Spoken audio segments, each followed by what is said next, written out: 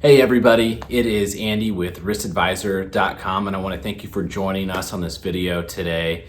So today we're going to be talking about, does Rolex really care about the gray market and the new purchasers experience at an AD?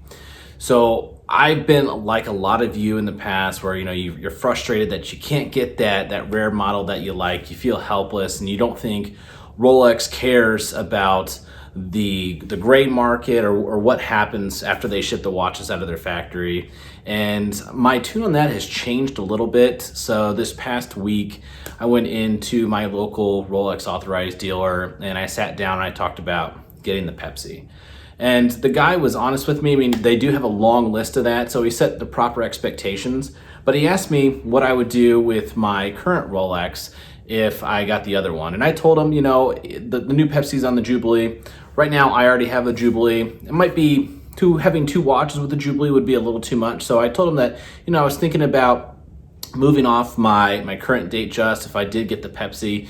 And what he told me is that if you do that, we'd ask to be the first people that you give the opportunity to buy your watch for, because what Rolex has been doing is they have been auditing their watches that they have found on the gray market. They don't purchase every watch in the gray market, but there is probably some control testing that they do out there. Rolex wouldn't be the only brand that does it. A lot of brands do it to understand how their inventory is moving throughout the market.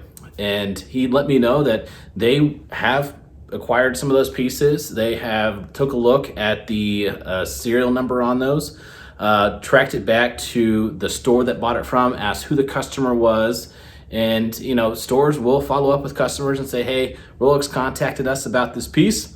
They found it on the gray market. Who did you sell it to? Did you sell it directly to them? Did you sell it to another dealer? Did you sell it to a personal collector?